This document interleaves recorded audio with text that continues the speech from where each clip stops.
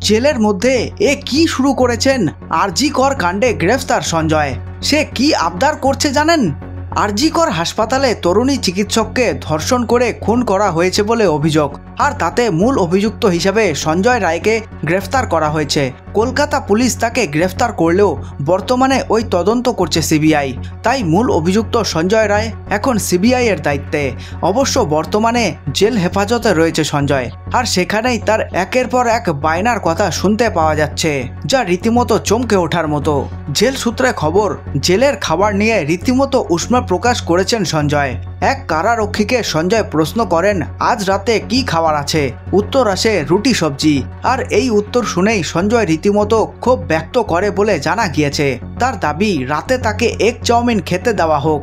যদিও জেলের নিয়মে সব বন্দির জন্যই যে খাবার তৈরি করা হয় প্রত্যেককে সেই খাবারই খেতে হয়, ফলে সঞ্জয়ের এই চাউমিনের আবেদন ধোপে টেকেনি। জেল সূত্রে জানা গিয়েছে, রাতে যখন সঞ্জয়ের কাছে রুটি সবজি পৌঁছে দেওয়া হয় তখনও নাকি এ নিয়ে রাগ দেখায় সে, কিন্তু কারারক্ষীদের ধমক খেয়েই পরে খাবার খেয়ে নেয় সে। এর আগে সিবিআই হেফাজত থেকে যখন জেল হেফাজত হয় সঞ্জয়ের, তখন জেলে ঢুকেই কারারক্ষীদের হাত জোর করে আর্জি জানিয়েছিলেন অভিযুক্ত সঞ্জয়। তাকে শান্তিতে ঘুমোতে দেওয়ার আবেদন করে সে, এমনকি নানা সময়ে বিড়বিড় করছে সে। তবে কয়েকদিন যেতেই ফের সমূর্তিতে ফিরেছে সে। এখন তার নতুন আবদার খাওয়ার নিয়ে। এই খবরটি ভালো লেগে থাকলে লাইক করতে পারেন এবং আপনাদের মূল্যবান সময় দেওয়ার জন্য ধন্যবাদ। আপনাদের দিন শুভ হোক।